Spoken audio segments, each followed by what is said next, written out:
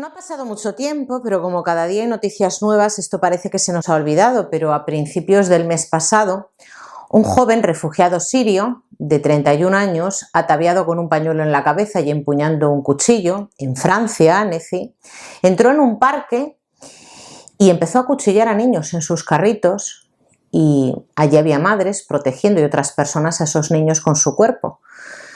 Hubo 4 niños que resultaron heridos de gravedad y 2 adultos, y nada se sabe de esas víctimas, ni cómo era su familia, las secuelas que le han quedado a esos niños, si están vivos o muertos. Yo he estado mirándola en la prensa y por lo visto han salvado su vida. Nada se sabe de esas víctimas, quiénes eran, ¿no? De este joven que se intentó enfrentar a este agresor con su mochila. Tampoco se han dado muchos datos, ¿no?, de estas víctimas, y en aquel momento se insistía en que no pusiéramos la nota de atención en que este hombre no era nacional francés, que era refugiado sirio, y que bueno, quizás esa persona, de hecho yo lo dije en el canal, tendría algún tipo de problema mental para actuar de esta manera. Tampoco se ha contemplado que fuera un atentado. De hecho, este hombre entró en prisión provisional, no en un psiquiátrico, ¿no?, pero no había que poner la nota de atención en el hecho, en el detalle, en el pequeño detalle de que este hombre fuera un refugiado sirio que estuvo sirviendo en el ejército sirio hasta diciembre del 2012, he leído en prensa. Eso no hay que decirlo, ¿no? Tampoco hay que poner demasiada atención en las víctimas, en la vida de las víctimas, en cuáles eran, pues no sé, las perspectivas que tenían para este verano, dónde iban a viajar, cuáles son las secuelas que les van a quedar a esos niños, físicas y psíquicas. No hay que dar más detalles, porque no importa, porque son hechos aislados, ¿verdad? El día 20 de junio del mes pasado, una cámara de un portero automático grabó unas imágenes donde estaba una abuela con su niña entrando en su casa, y de repente un hombre de origen africano, que por lo visto vivía en la calle, pues estaba esperando ese momento en el que la mujer entrara en su vivienda con la niña, puso el pie y después de agredir a la anciana y de sacarla volando por los aires a ella y a la niña de su casa, intentó secuestrar a esta niña, una niña pequeña. Y finalmente, pues como había gente pasando por la calle y el perro empezó a alertar a la gente, el perro de la señora, pues este hombre huyó. ¿Alguien sabe, ¿no?, cómo se encuentra la abuela? ¿Quién era la abuela, ¿no?, los padres de esta niña? ¿Qué secuelas ha tenido esta niña después de esto? No, pero en este caso tampoco había que decir nada del origen africano de este hombre, porque son hechos aislados, ¿no? Este hombre inmediatamente se convierte en una víctima porque pues, es una minoría, ¿no? Una minoría, yo no sé si decir minoría en Francia, ¿no?, pero bueno, no hay que alarmar a la sociedad con esto, que son hechos aislados. Bueno, pues resulta que esta semana, también en Francia, un joven de 17 años conducía un vehículo. Yo no sé cómo serán las normas de circulación en Francia. Aquí en España, hasta que no tienes 18 años, no tienes el carnet de conducir. Pero bueno, este jovencito de 17 años, en un control policial, se lo saltó. Se saltó el control policial y la policía abrió fuego, disparó, con tan mala suerte que terminó con la vida de este joven de 17 años. Y entonces aquí es cuando se trata de manera muy diferente la noticia. Aquí resulta que esto ya no es un hecho aislado donde se tiene que investigar si la actuación de la policía es acertada o desproporcionada, si se tiene que abrir un expediente a este policía, si tiene que entrar en prisión provisional el policía. No, aquí lo que importa, curiosamente aquí lo que importa en este caso, es la nacionalidad del chico, porque resulta que no era francés, ¿no? Y entonces ya tenemos todos los datos, toda la historia de este joven de 17 años. Aquí sí que hay que llamar la atención a que este chico era argelino, y claro, es una minoría que tiene que estar protegida, ¿no? Y entonces ya directamente se arma la historia. Este policía le dispara, no porque se haya saltado el control, no porque haya actuado mal el policía, no, le dispara porque es argelino. Le dispara porque es argelino.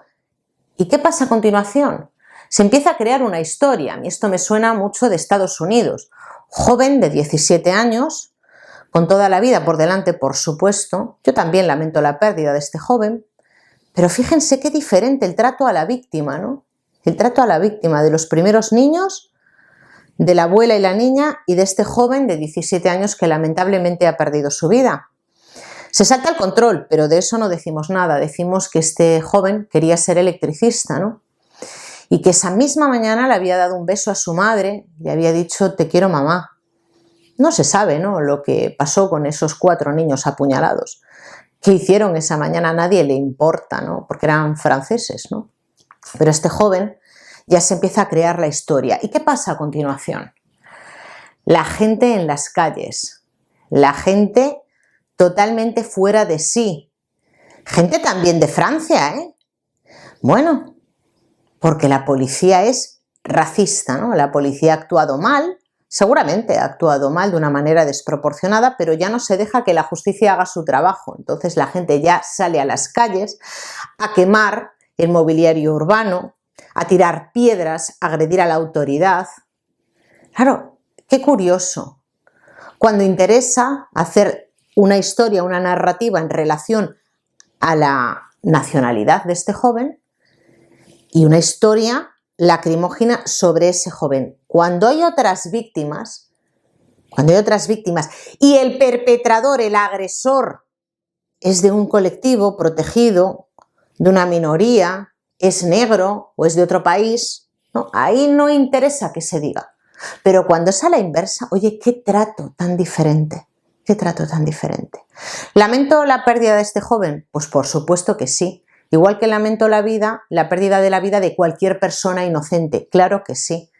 Pero claro, qué rápido se crea una historia diferente cuando la víctima pertenece a un colectivo minoritario o a una nacionalidad diferente, y cuando hablamos de otro tipo de víctimas es como, aquí no ha pasado nada.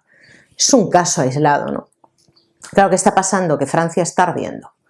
Y yo estoy pensando en la forma de actuar que tienen los políticos. O sea, yo no sé en qué momento en países de Occidente, Francia, también nosotros, por supuesto, España, entre nosotros no nos defendemos, y cada vez que pasa algo con un colectivo, con una minoría, con alguien de otro país, nos echamos las manos a la cabeza y encima como poco menos que pedimos perdón de una manera global, ¿no? Como no es un caso aislado, esto es verdad, la policía actúa así, es muy desproporcionado, pero lo hace porque esa persona es de Argelia. Bueno, yo quiero saber cómo viven los argelinos en su país.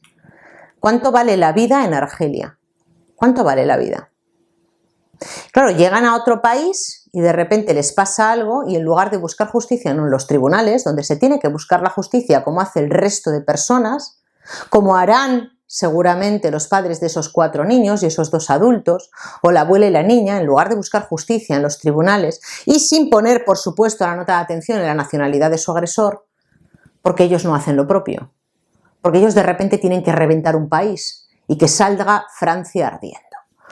Pues esto lo estamos viendo a menor escala, de momento, en España. En España. Solo hay que decir que la nacionalidad de una persona, cuando hay un suceso, si esa persona es la víctima, y entonces creamos toda una historia, ¿no?, de discriminación, de poder de la mayoría, de abuso de la autoridad. En esos casos sí hay que decir la nacionalidad. Pero cuando hablamos del agresor no hay que decirlo, salvo si es blanco, católico, cristiano y heterosexual. Yo no entiendo el mundo que estamos creando. ¿Por qué unas víctimas valen más que otras? ¿Por qué unos agresores se les blanquea y a otros no? No lo comprendo, estoy harta de las políticas identitarias, que creo que lo único que consiguen es que cada vez la sociedad se polarice más. Y es verdad, lo hablaba yo hace 2 días con un amigo, es difícil no radicalizarse cuando ves la injusticia, ¿no?, y la forma de comunicar una noticia de manera interesada.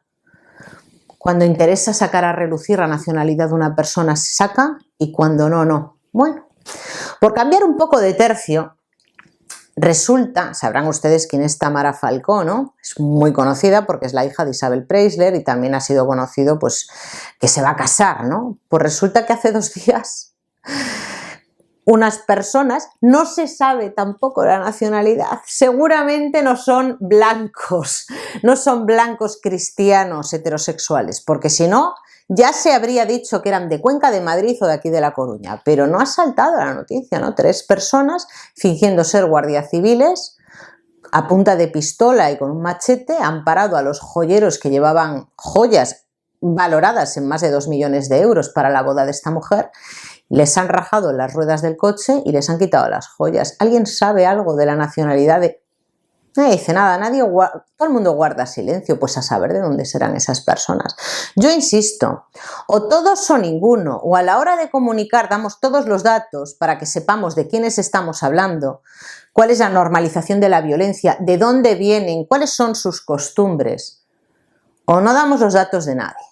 Lo que no puede ser es que a algunas personas rápidamente se les coloque la foto públicamente, se les señale públicamente, se les otorguen ciertos privilegios inexistentes, pero que se supone que tenemos las personas que hemos nacido en Occidente, y al resto pues les protejamos, ¿no? Cuando hacen algo, cuando cometen delitos, ¿no? A esos no se puede decir nada porque estás estigmatizando, y cuando ellos son las víctimas te queman un país. Fíjense cómo está Francia ahora, a punto de declarar un estado de emergencia.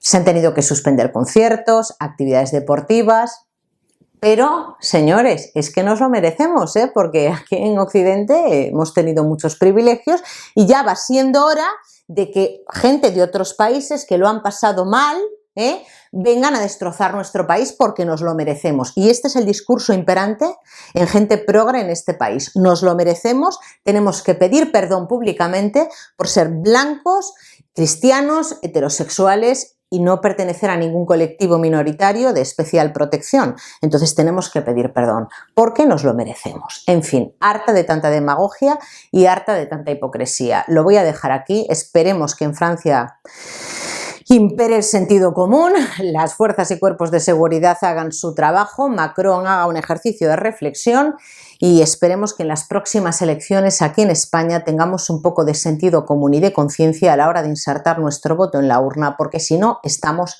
perdidos.